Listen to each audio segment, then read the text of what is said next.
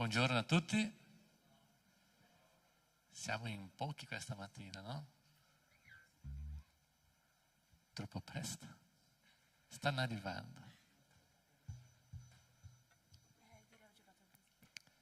Alziamoci per leggere la parola di Dio. Aprite le vostre Bibbie nel Salmo di numero 40.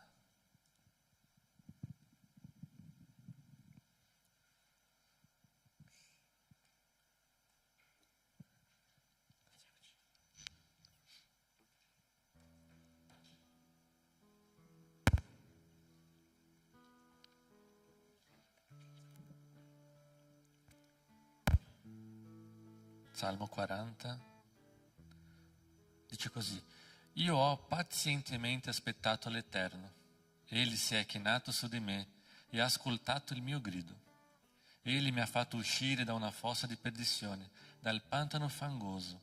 Ha fatto posare i miei piedi sulla roccia e ha stabilito i miei passi. Egli ha messo nella mia bocca un cantico nuovo, all'ode del nostro Dio. Molti vedranno questo e temeranno e confideranno nell'Eterno. Beato l'uomo che ripone nell'Eterno la sua fiducia e non riguarda i superbi né a quelli che si sviano dietro la menzogna. O Eterno Dio mio, hai moltiplicato le tue meraviglie e i tuoi pensieri in nostro favore. Nessuno è pari a te. Vorrei narrarli e parlarne, ma sono così tanti che non si possono contare. Tu non gradisci né sacrificio né offerta, mi hai aperto gli orecchi. Tu non domandi né olocausto né sacrificio per il peccato. Allora ho detto: eccomi, vengo. Sta scritto di me nel rotolo del libro. Dio mio, io prendo piacere a fare la tua volontà, la tua legge è dentro il mio cuore.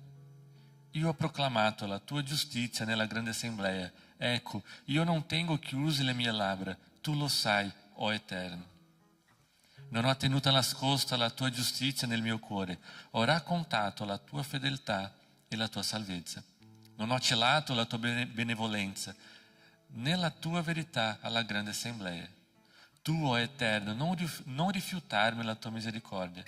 La tua bontà e la tua verità mi custodiscono sempre, poiché mali innumerevoli mi circondano, le mie iniquità mi hanno raggiunto e non posso abbracciarle con lo sguardo. Sono il maggior numero dei capelli del mio capo e il mio cuore viene meno. Piacciati, o Eterno, di liberarmi. O Eterno, affrettati il mio aiuto. Siano confusi e svergognati tutti quelli che cercano l'anima mia per farla perire. Voltano le spalle e siano coperti di disonore quelli che desiderano il mio male. Restano muti di stupore per la loro vergogna quelli che mi dicono: ah, ah. Gioiscono e si rallegrano in te tutti quelli che ti cercano, quelli che amano la tua salvezza, dicano sempre: l'Eterno è grande.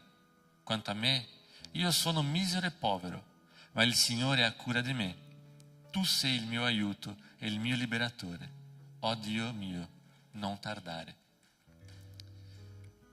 Un bellissimo salmo di Davide che parla delle innumerevoli meraviglie del nostro Dio, incontabili meraviglie. Un salmo che ci fa ricordare della cura del nostro Dio, della sua meravigliosa grazia su di noi, della sua protezione. Un Dio, come dice Davide, che non richiede olocausto. Cosa intende con questo? Non sono le cose che possiamo offrire a Dio quello che importa, ma il nostro cuore, la nostra dedizione. Il profeta Isaia dice qualcosa di molto simile. Dice che Dio guardava gli olocausti, le offerte, le feste del popolo di Israele e girava lo sguardo, perché non era questo che volevano da loro, che voleva da loro. Era il loro cuore. Che questa mattina possiamo offrire una vera adorazione al nostro Dio, un'adorazione che viene dal cuore. Non c'è adorazione se il nostro cuore non è interamente consegnato al nostro Dio. che possiamo dedicare queste 1 ora e mezza al 100% a colui che è il creatore, colui che ha offerto il suo figlio per morire a posto nostro. Preghiamo. Grazie Signore perché ci hai concesso un'altra volta questo privilegio, questa opportunità di essere qui, Padre. Ti prego Signore, accetta il nostro culto, la nostra adorazione. Parla a ognuno di noi qui questa mattina. Insegnaci, guidaci Padre, rendici migliori in te Signore. È questo che ti chiedo in nome di Gesù. Amen. Amen. Buongiorno Chiesa. Siamo un po' addormentati per la partita di ieri. Amen. Buongiorno Chiesa. Amen. Possiamo iniziare questa giornata celebrando il nome del Signore, possiamo iniziare questa nuova settimana lodando il nome del Signore, salutando i nostri fratelli, che questa settimana possa essere piena dello Spirito Santo, che questa domenica possa essere piena della Sua parola, che oggi noi possiamo ascoltare quello che Lui ha da dirci. Amen. Cantiamo, questo è il momento che se non avete salutato la persona alla vostra destra, alla vostra sinistra, davanti e dietro, questo è il momento esatto per farlo, che questa settimana, questa domenica possa iniziare anche in questa maniera qua, parlandoci l'altro. Io non vedo la destra che va a sinistra, la sinistra che va a destra, insomma salutiamoci, siamo una chiesa calorosa, amen? Cantiamo.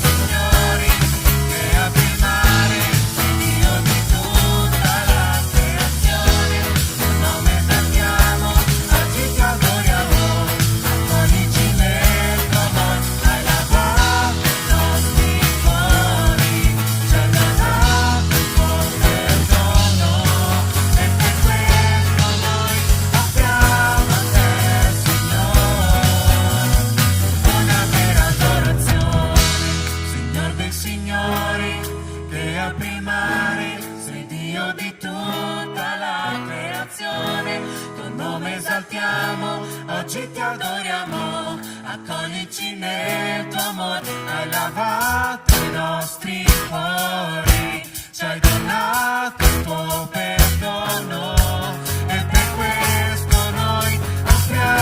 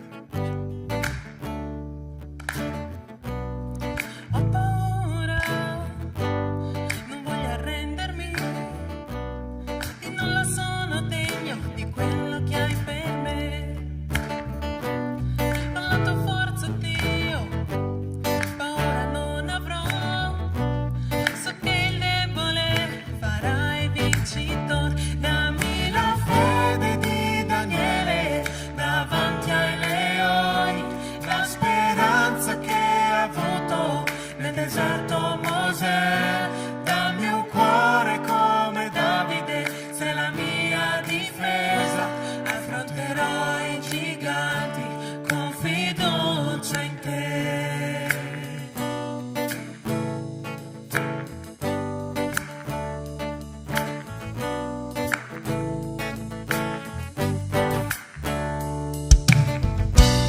Il piccolo pastore, tu hai fatto re, la mia vita io consegno a te, Signore, e insieme a te, senza paura, vittorioso sono nel nome del Signore. Dammi la fede di Daniele davanti ai leoni, la speranza che ha avuto nel deserto Mosè.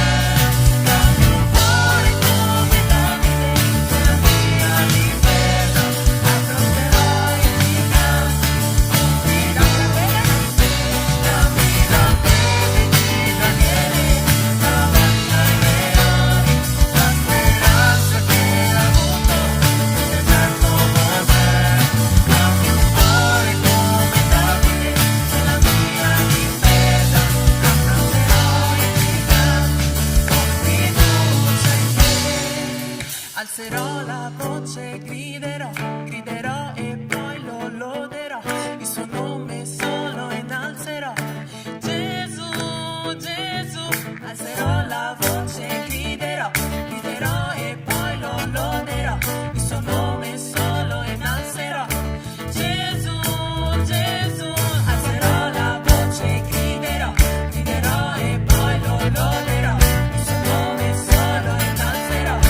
Gesù, Gesù, alzerò la voce, griderò e poi lo loderò, il suo nome solo innalzerò. Gesù, dammi la fede di Daniele davanti ai leoni, la speranza che ha avuto nel deserto Mosè. Dammi un cuore come Davide, sei la mia difesa, affronterò i giganti con fiducia in te. Dammi la fede di Daniele davanti ai leoni, la speranza che ha avuto nel deserto Mosè. Dammi un cuore come Davide, sei la mia difesa, affronterò i giganti con fiducia in te. Affronterò i giganti con fiducia in te. Affronterò i giganti con fiducia in te. Amen, Padre, ti ringraziamo perché tu sei un Dio presente, ti ringraziamo perché quello che noi abbiamo appena cantato, affronterò i giganti con fiducia, Padre. Noi vogliamo continuare questi giorni, andare avanti, continuare questa settimana, Padre, con fiducia, che tu sarai lì presente. E se la fede,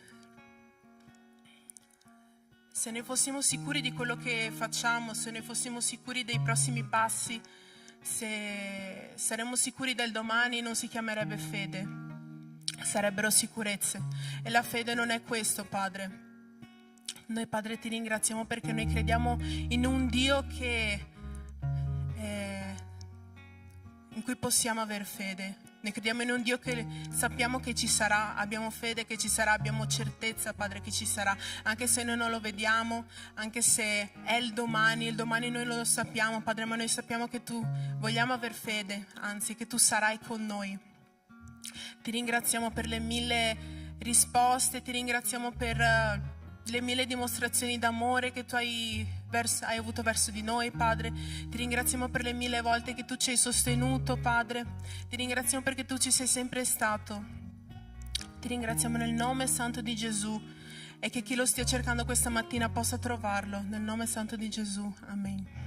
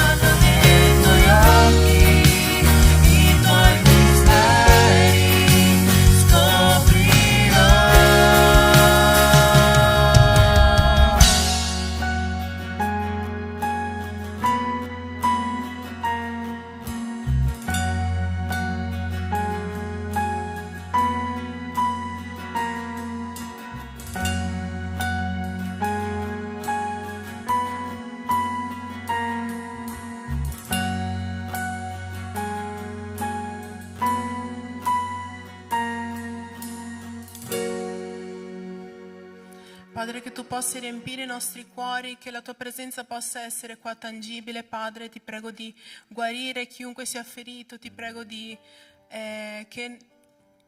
tu possa entrare nei cuori, Padre, che questi cuori possano essere aperti, disponibili, Padre. Che tu possa essere qui, consolare, Padre. Che tu possa essere qui, rivelare, Padre, nel nome santo di Gesù. Amen.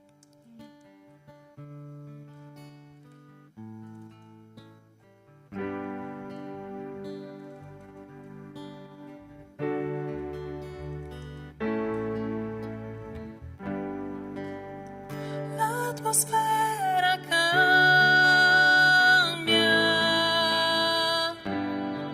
quando lo Spirito di Dio è qui ed è evidente intorno a noi quando lo Spirito di Dio è qui. L'atmosfera cambia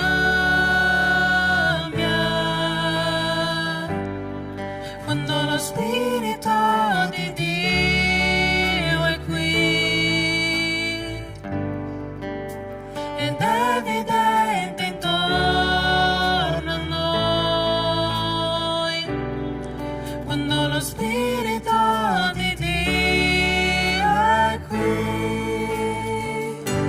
Scendi in mezzo a noi, riempi il cuore d'amore, il tuo amor ci avvolge.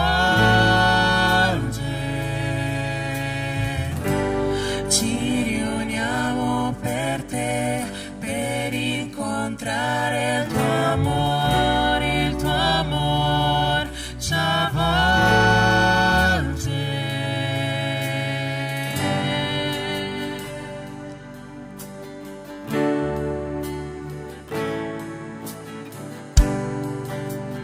L'atmosfera cambia quando lo Spirito di Dio è qui ed è evidente intorno a noi quando lo Spirito di Dio è qui.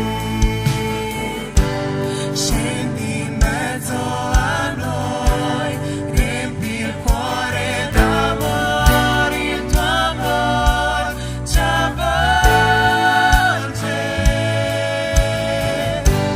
Ci riuniamo per te, per incontrare il tuo amor ci avvolge. Cantiamo scendi. Scendi in mezzo a noi, riempi il cuore d'amore, il tuo amor ci avvolge. Ci riuniamo per te, per incontrare il tuo amor ci avvolge.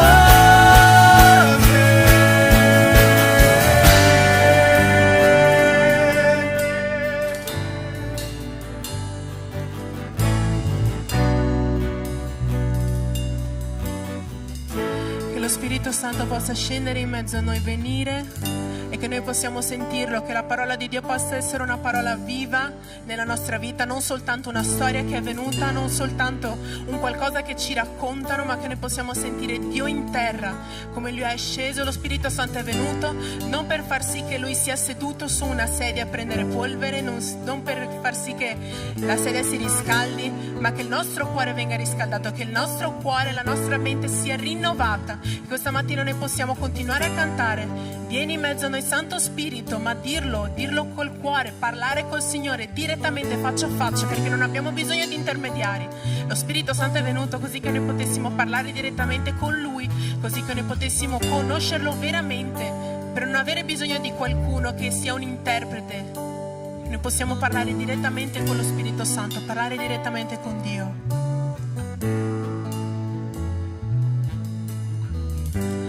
Vieni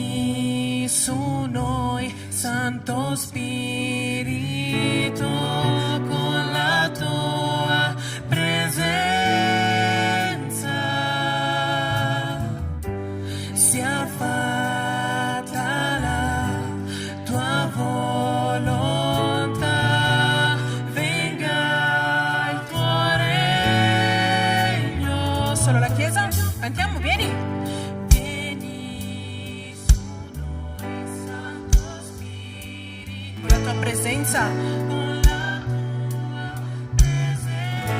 Sia fatta la tua volontà, non la nostra, Padre.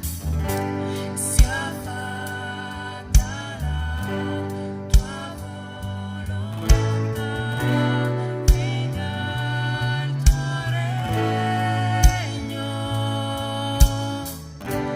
Vieni su noi, Santo Spirito, con la tua presenza.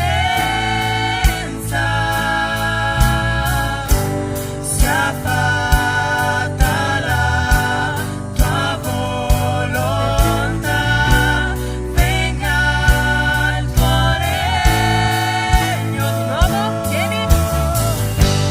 vieni su noi, Santo Spirito, con la tua presenza.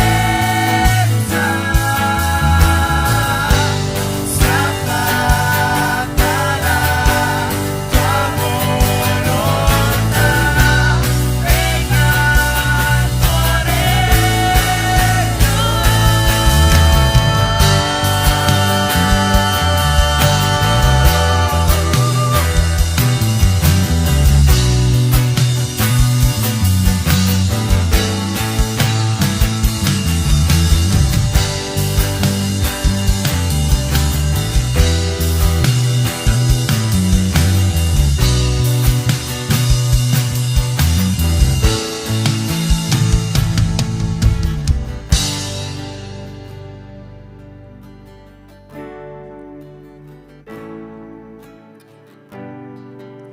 miracoli avvengono quando lo Spirito di Dio è qui, ed è evidente intorno a noi quando lo Spirito di Dio è qui. Miracoli avvengono quando lo Spirito di Dio è qui, ed è evidente intorno a noi quando lo Spirito di Dio è qui.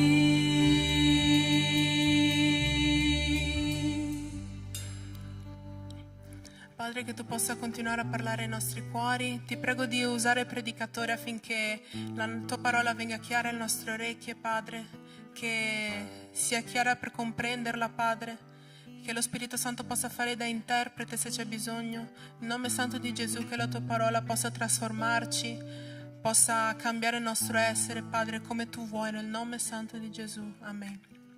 Potete sedervi.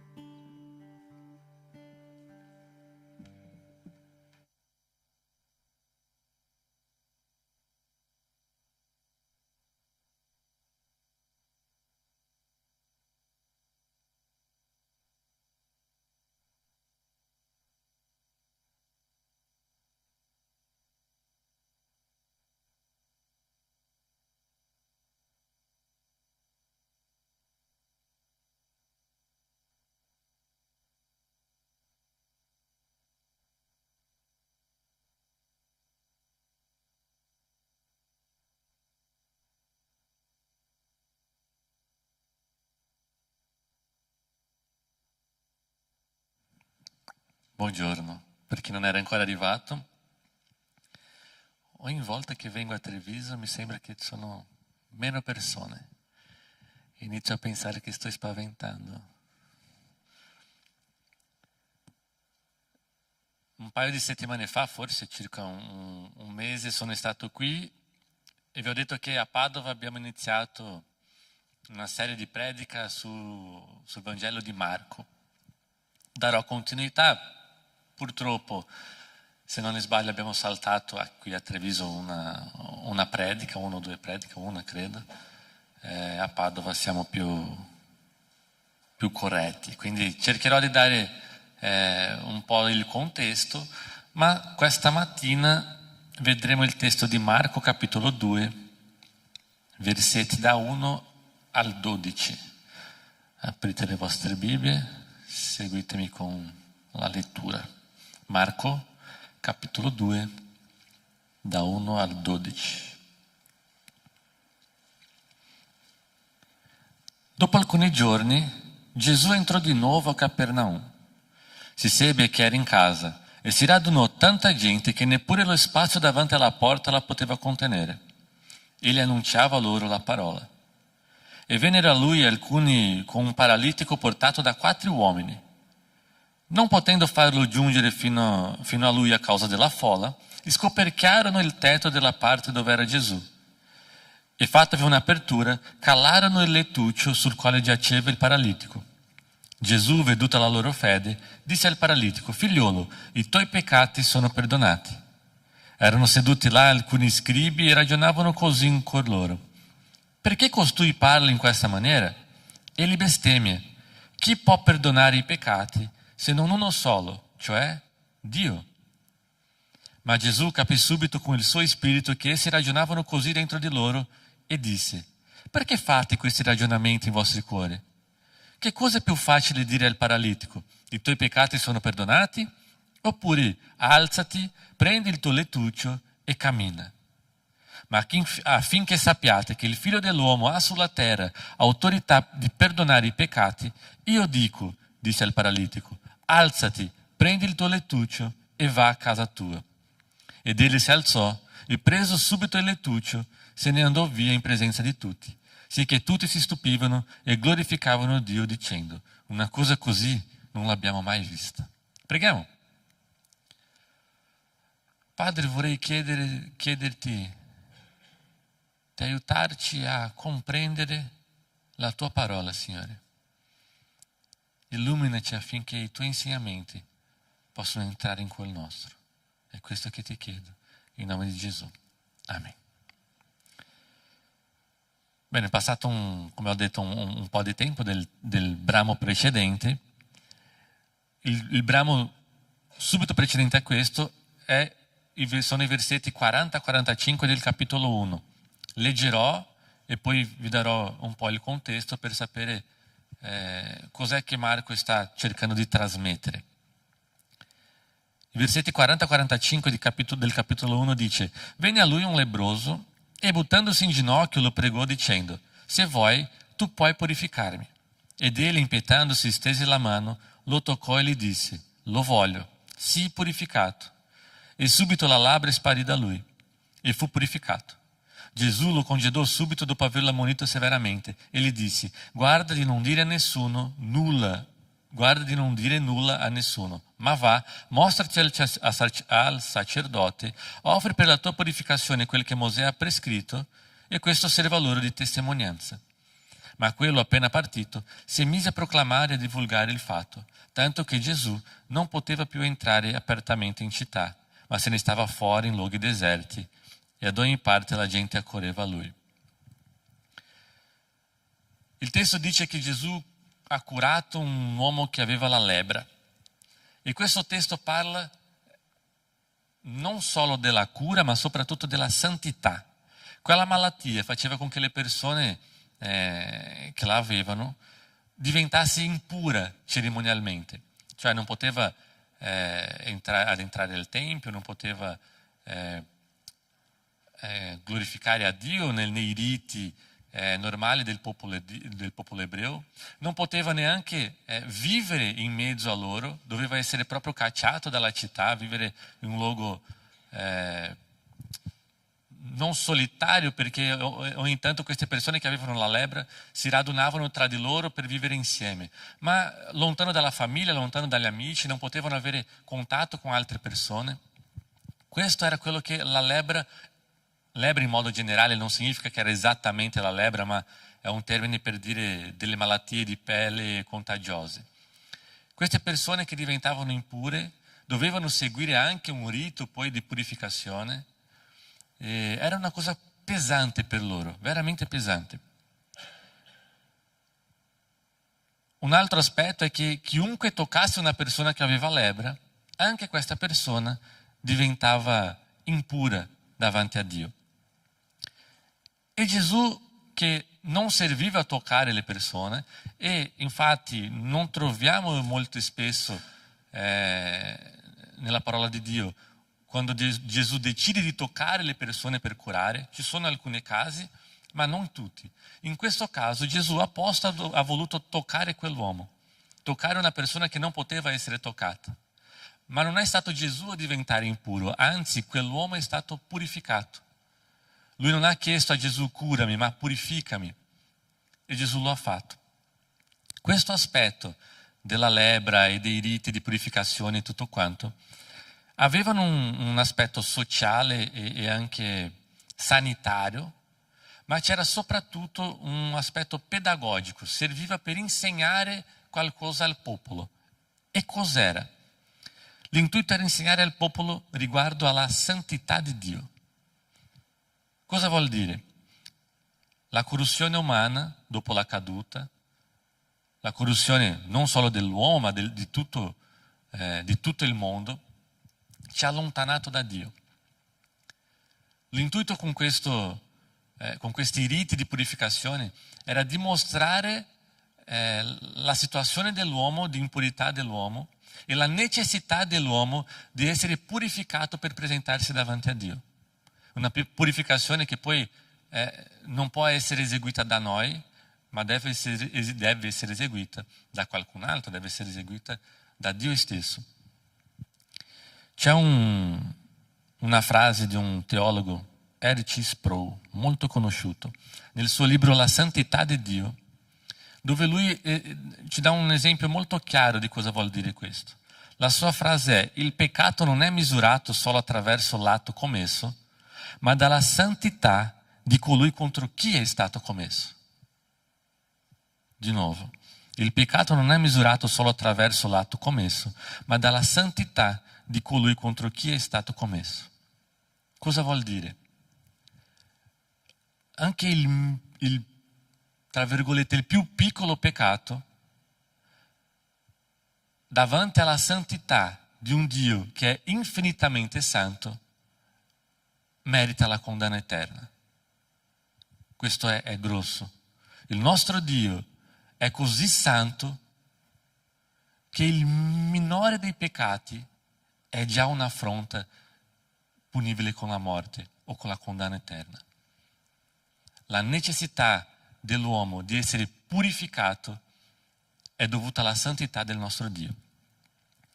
Dato un po' questo contesto, arriviamo al capitolo 2, che è il testo che abbiamo letto. Il versetto 1 e 2 dice: dopo alcuni giorni Gesù entrò di nuovo a Capernaum. Il finale del brano precedente dice che quell'uomo che era stato purificato è andato in giro, facendo giustamente il contrario di quanto Gesù lo aveva detto, è andato in giro a dire a tutti quanti cosa Gesù ha fatto per loro. Di conseguenza le persone iniziavano a seguire Gesù, a perseguitarlo per essere curato, al punto che lui ha dovuto ritirarsi, andare nei luoghi deserti, stare lontano, perché lui aveva un scopo. Gesù è venuto per predicare la sua parola. Con la folla che lo seguiva e che tutti quanti volevano essere curati, questo in certo modo impediva, difficoltava il suo ministero sulla terra. Ha dovuto ritirarsi. E Marco dice nel capitolo 2: dopo alcuni giorni Gesù entrò di nuovo a Capernaum, che era una regione della Galilea, circa più o meno 30 chilometri da Nazareth. Si seppe che era in casa non necessariamente a casa sua, ma probabilmente lui viveva in quella regione lì.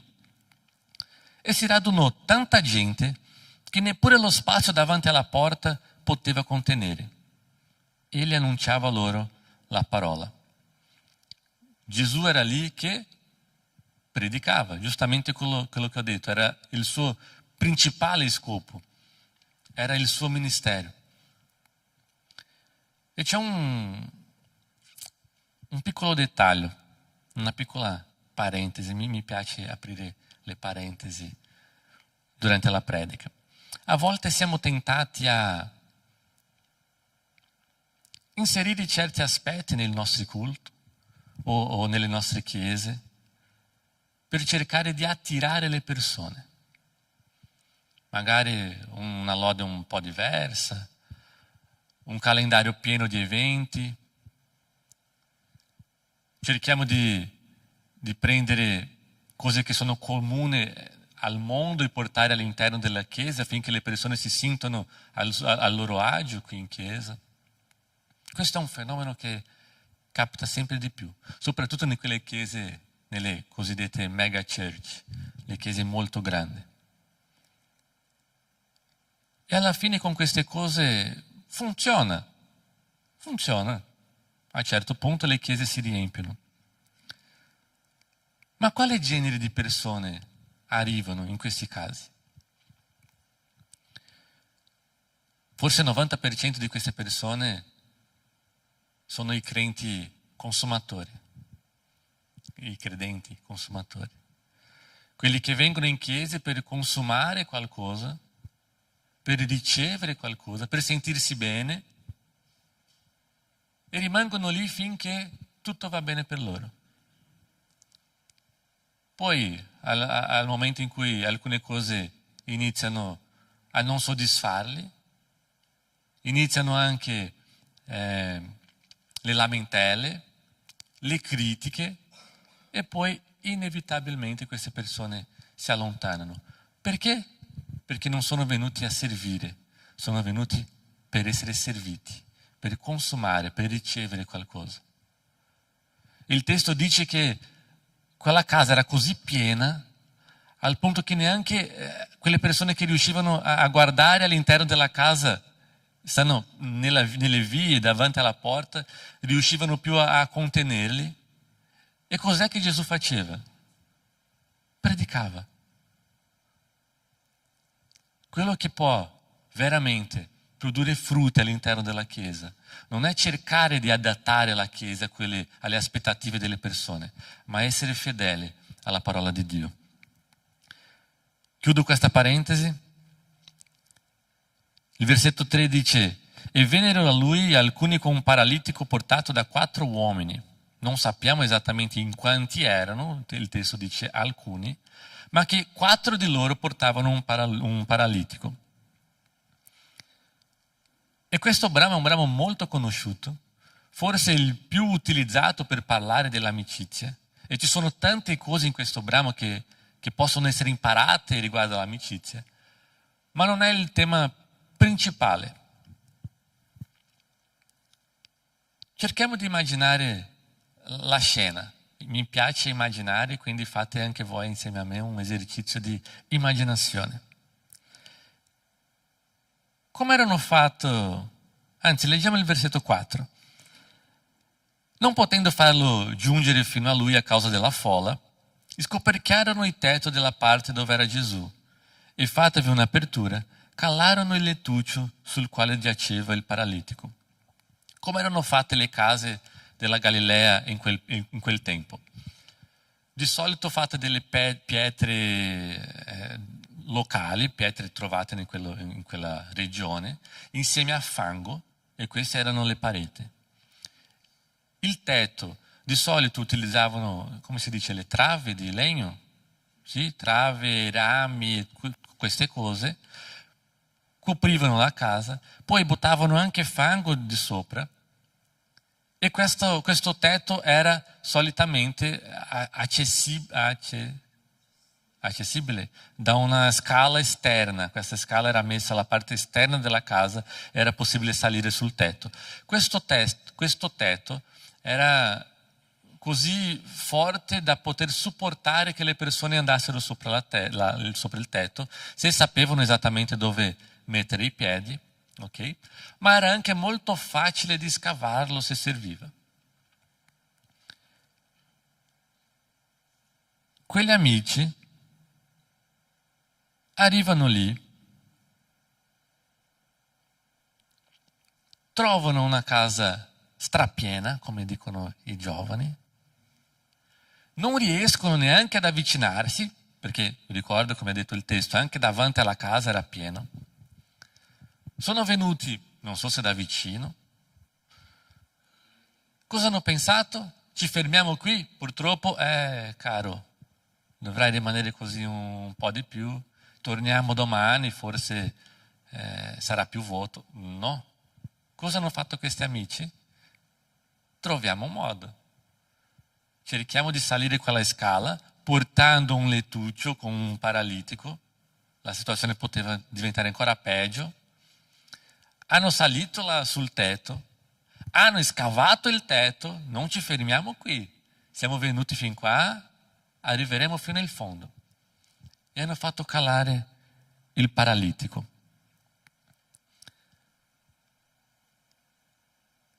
Ora immaginate la scena con me. Facciamo finta che questa è la casa, ok? Gesù lì che predicava, probabilmente molto più pieno di quanti siamo stamattina, perché giustamente ho spaventato i fratelli di Treviso, al punto che neanche vicino alla scala le persone riuscivano quella scala dell'entrata, le persone riuscivano a restare, pieno. Sulla porta era una lite per vedere se qualcuno riusciva a trovare un buco per entrare. Gesù probabilmente seduto lì davanti a predicare il Vangelo. A un certo punto si iniziano a sentire dei rumori, perché anche le case erano basse. Iniziano a sentirsi i rumori sul tetto. Probabilmente, il testo non dice, ma molto probabilmente si sono fermati per cos'è che succede qui. Poi piccoli segni di luce che iniziano a entrare da quei buchi. Non so cosa hanno immaginato che sarebbe. Se fossimo in Brasile forse una rapina. Ma loro sono rimasti lì a vedere cos'è che questi qua faranno. Hanno aperto un buco. Immagino che Gesù ha fermato la sua predica, no? Tutti quanti che guardavano e hanno iniziato a far calare quel paralitico sul lettuccio.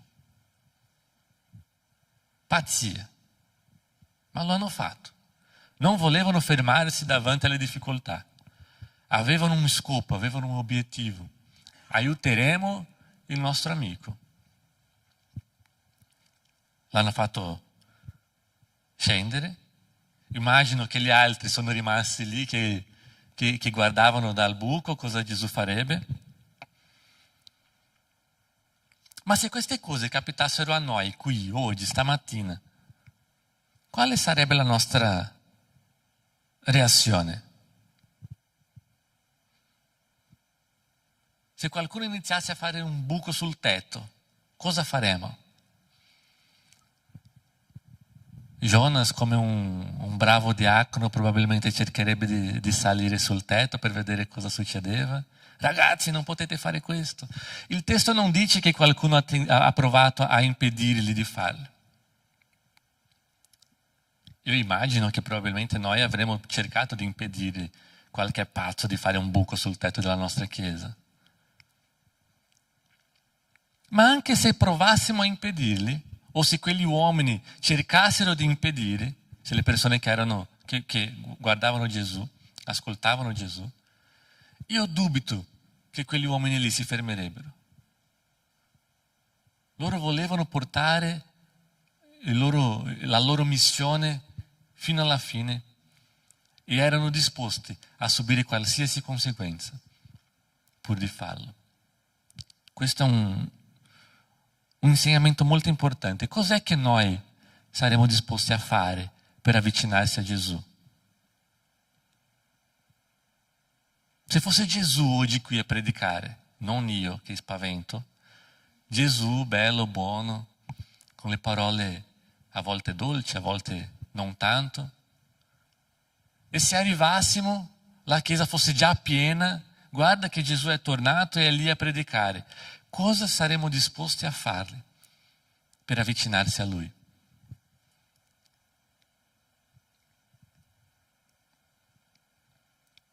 Io immagino che quegli amici, quando hanno saputo che Gesù era tornato, hanno visto un'opportunità. Prenderemo questo nostro amico, lo porteremo da Lui, perché sappiamo che Lui può curarlo. Questo è fede. Fede non solo per provare, ma per essere disposti a subire le conseguenze. E qui possiamo fare anche alcuni ragionamenti. Quanti di noi abbiamo amici così? Che sarebbero disposti a fare queste cose per avvicinarci a Dio, per aiutarci a avvicinarsi a Dio?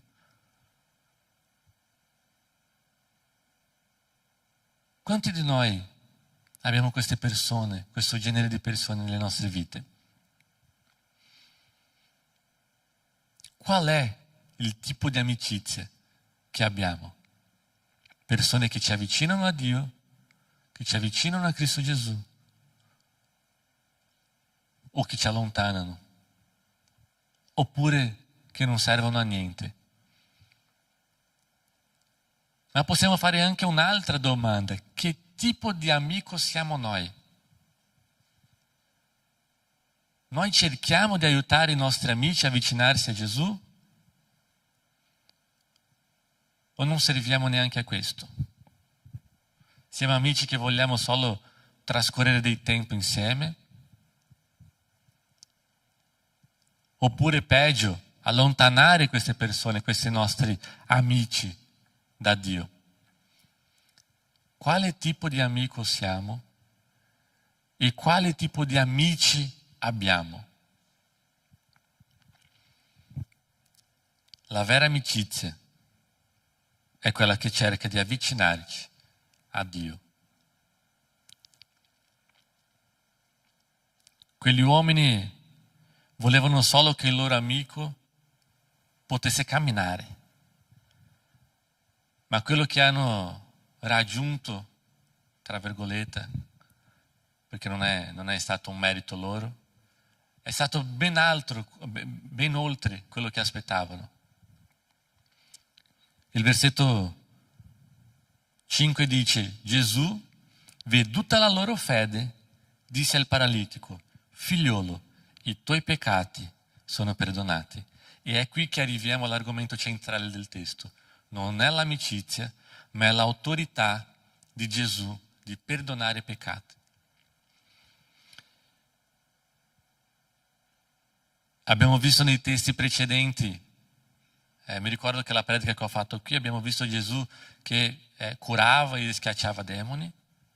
Poi nel brano precedente che abbiamo letto, abbiamo visto Gesù che curava la lebbra, che anche non solo curava, ma che purificava le persone.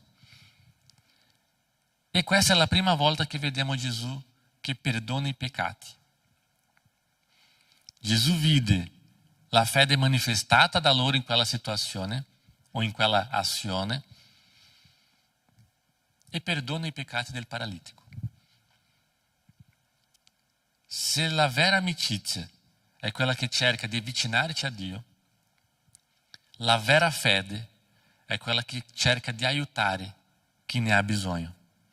Quegli amici hanno dimostrato una vera fede, cercando di avvicinare quell'uomo paralitico a Gesù per essere curato. E loro potevano soltanto avere la certezza di questa cura se hanno deciso di prendere tutte quelle azioni. Un altro aspetto interessante è che spesso deponiamo le nostre aspettative o la nostra fede in questo genere di cose, no? Nelle cure, per chi è malato, per chi attraversa una situazione difficile.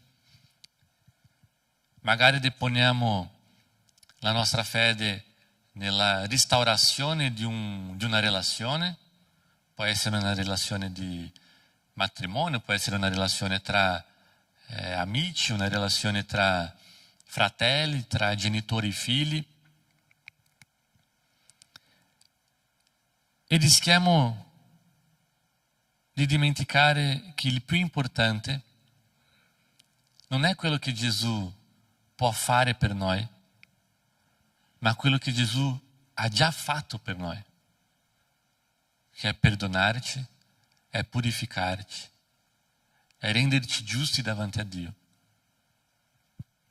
Non è sbagliato aspettare e desiderare che Dio possa curarci, che possa aiutarci, che possa restaurare la nostra famiglia.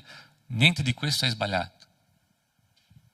Ma niente di questo è la cosa più importante. E nel momento, ritornando al testo, nel momento in cui gli scribi che erano presenti in quella casa hanno sentito le parole di Gesù che perdonava i peccati di quell'uomo, versetti 6 a 9, erano seduti là alcuni scribi e ragionavano così in cuor loro: perché costui parla in questa maniera? E li bestemmia: chi può perdonare i peccati se non uno solo, cioè Dio? Ovviamente non riconoscendo la divinità di Gesù, lo accusavano di bestemmiare. Ma loro non hanno parlato tra di loro. Il testo dice che loro hanno ragionato in cuor loro. Versetto 8. Ma Gesù capì subito con il suo spirito che essi ragionavano così dentro di loro e disse: perché fate questi ragionamenti nei vostri cuori? Che cosa è più facile dire al paralitico: i tuoi peccati sono perdonati? Oppure dirgli: alzati, prendi il tuo lettuccio e cammina? E qui Gesù fa un paragone tra le due cose, dimostrando che c'era un aspetto che qualsiasi persona poteva dire, perché nessuno riuscirebbe a provare, e un'altra molto più difficile, perché dire significava dover anche provare. Mi sono spiegato?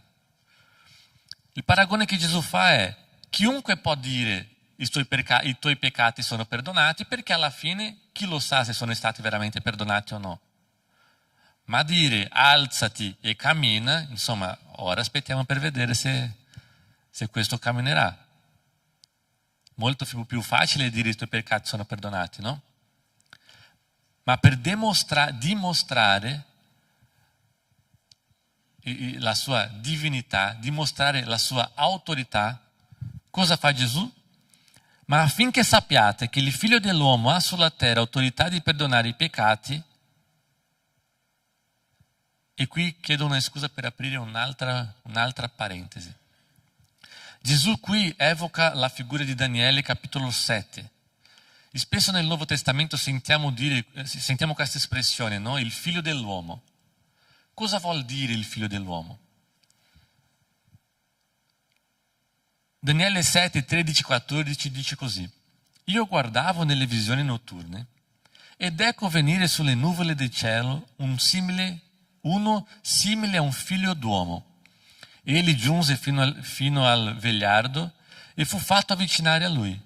Gli furono dati dominio, gloria e regno, perché le genti di ogni popolo, nazione e lingua lo servissero. Il suo dominio è un dominio eterno che non passerà. Il suo regno è un regno che non sarà distrutto. Un testo molto conosciuto dal pubblico ebreo che ascoltava Gesù. E Gesù appunto evoca questa immagine, questa riferenza da Daniele per dire: era di me che Daniele parlava. Io ce l'ho questa autorità. Questa autorità è stata data a me dal mio Padre. Chiudo la parentesi, ma affinché sappiate che il Figlio dell'uomo ha sulla terra autorità di perdonare i peccati, io ti dico, disse al paralitico, alzati, prendi il tuo lettuccio e va a casa tua. Affinché sappiate che ho l'autorità di perdonare i peccati, vi farò vedere una cosa che sarebbe umanamente impossibile. Se state dubitando che non ho il potere o l'autorità di perdonare i peccati, dimostrerò che ho anche il potere e l'autorità di fare qualcosa che a voi sembra impossibile, che è curare quest'uomo. Quindi dico, alzati, prendi il tuo lettuccio e va a casa. Ed egli si alzò e preso subito il lettuccio, se ne andò via in presenza di tutti. Sì che tutti si stupivano e glorificavano Dio dicendo: una cosa così non l'abbiamo mai vista. Gesù dimostra la sua autorità divina davanti a tutta quella folla. Aveva dimostrato l'autorità di curare, aveva dimostrato l'autorità di scacciare i demoni e ora dimostra anche la sua autorità di perdonare i peccati. Quegli uomini, quegli amici, aspettavano una cura fisica. Gesù però osserva un problema molto più profondo. Non la necessità di una cura fisica, ma la necessità di una cura spirituale. La necessità di perdonare il suo peccato. Gesù qui stabilisce l'ordine corretta della redenzione. La sofferenza fisica, le malattie, la morte, tutto questo è entrato nel mondo come conseguenza della caduta dell'uomo, come conseguenza del peccato, e tutto questo un giorno sarà restaurato. Questa è la nostra speranza in Dio. Ma prima che questo succeda, c'è qualcosa di più importante: la restaurazione dell'uomo a quello che dovrebbe essere. E questa restaurazione inizia dai peccati perdonati, dalla riconciliazione con Dio, finché un giorno saremo anche noi glorificati. Il perdono è il dono più prezioso che possiamo ricevere e è conseguenza della grazia di Dio. Gesù ha curato il paralitico, ha dimostrato la sua autorità, ma l'apice di questo brano qui non è la cura e non è necessariamente il perdono, ma l'adorazione manifestata dal popolo attraverso quel perdono dei peccati. La cura del paralitico ha portato la comunità a glorificare a Dio. È questo il nostro scopo. È per questo che siamo stati creati, per glorificare a Dio. Non so quanti di voi avete già letto il catechismo, si dice così? Catechismo? Il catechismo di Westminster. La prima domanda del catechismo è: qual è il fine principale dell'uomo? E la risposta: glorificare a Dio e gioire in Lui per sempre. Qual è il fine principale dell'uomo? Glorificare a Dio e gioire in Lui per sempre. Quell'azione di quegli uomini, il perdono del peccato, la dimostrazione di potenza e di autorità da parte di Gesù, ha portato quella comunità a glorificare a Dio. Questo è il nostro scopo. E questo è possibile soltanto attraverso il sacrificio di Gesù, che ci ha riconciliato con Dio. La vera adorazione è possibile soltanto nel momento in cui riconosciamo il nostro stato di peccatore e ci rendiamo a Cristo Gesù. Il tuo sangue, il suo sangue, ci ha lavato e purificato, e è in Lui che c'è il perdono, che c'è la redenzione. La sfida che posso lasciarvi questa mattina è che la nostra vita sia per glorificare a Dio e che possiamo gioire in Lui ogni giorno delle nostre vite, perché è solo in Lui che troviamo la vera gioia. Amen? Preghiamo. Grazie Padre per la tua parola, grazie perché hai parlato al nostro cuore questa mattina, Signore, che queste parole possano essere verità nelle nostre vite, che possiamo trovare in Te questa vera gioia, Signore, che ci riempie, che trabocca di noi, che possiamo glorificarti, Signore, compiere il nostro scopo sulla terra. Grazie Padre perché in tuo Figlio siamo stati riconciliati. Grazie perché siamo stati giustificati, Signore. Perché Lui un giorno ha portato su di sé il peso, la colpa dei nostri peccati, senza meritarlo. È questo che ti chiedo, in nome di Gesù. Amen. Ragazzi.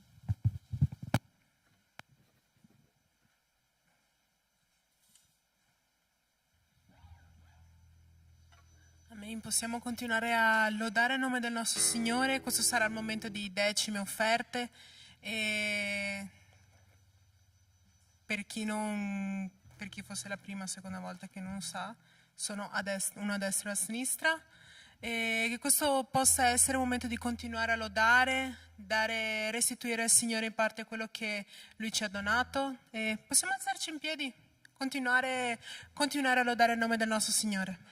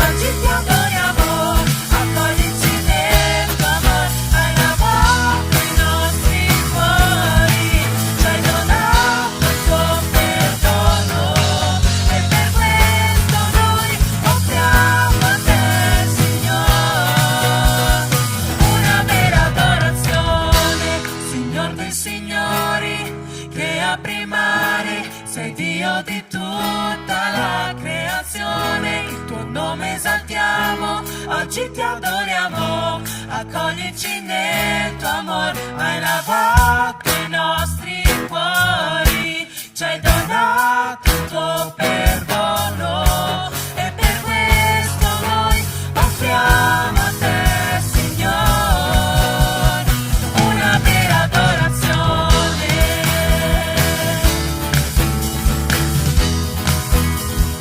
una vera adorazione.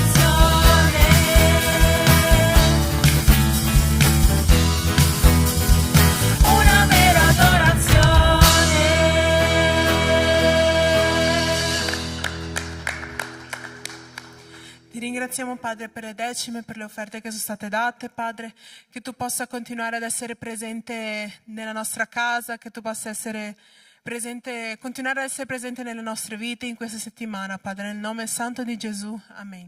Potete sedervi.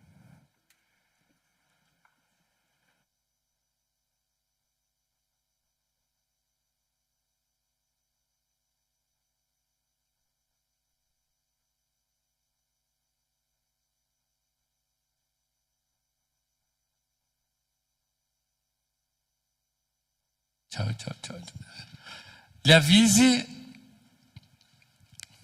quali sono? Convegno degli uomini, dal 23 al 25 ottobre, Peschiera del Garda. Ci sono stati già alcuni eventi della nostra chiesa in questo albergo, credo sia lo stesso. Quindi agli uomini l'invito è fatto. Programmatevi, si può dire così, organizzatevi per essere presenti in questo weekend. Quindi dal 23 al 25 ottobre, lì ci sono tutti i dati per il pagamento, capara e tutto quanto. Per qualsiasi dubbio cercate il pastore Caio. Altri avvisi? Summer Picnic, il picnic che ogni anno, se non sbaglio, ogni anno la chiesa di Belluno organizza. L'anno scorso c'è stato un gruppo molto grande anche qui della chiesa di Treviso, soprattutto dei giovani adolescenti, quindi è aperto a tutte le chiese, sarà al Lago di Mis il 12 luglio che è un sabato, giusto? Se non sbaglio un sabato. Siete tutti invitati, sarà una bella giornata insieme ai nostri fratelli di Belluno. Altri?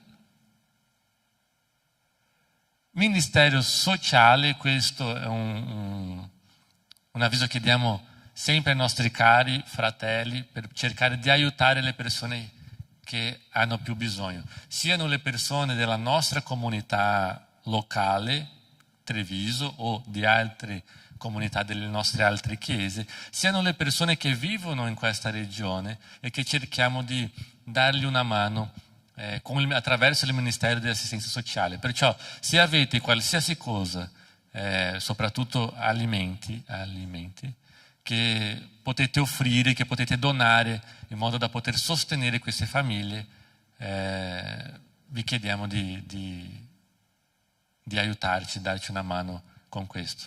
Va bene?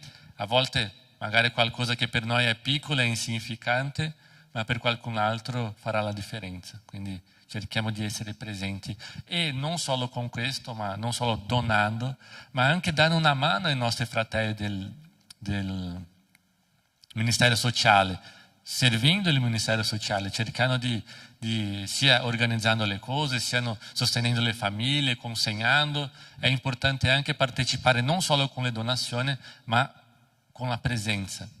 Altri? No?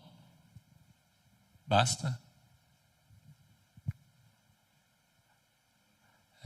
Ok, allora preghiamo per finire il nostro culto. Grazie Padre per questo tempo che abbiamo avuto, Signore. Grazie per l'opportunità di servirti, di adorarti, di onorarti, Signore. Grazie per la tua parola che hai ministrato nel nostro cuore. Aiutaci a mettere in pratica i tuoi insegnamenti, Signore. Benedici questa Chiesa, i nostri fratelli, oggi e sempre. In nome di Gesù. Amen. Buona giornata a tutti. Ci vediamo.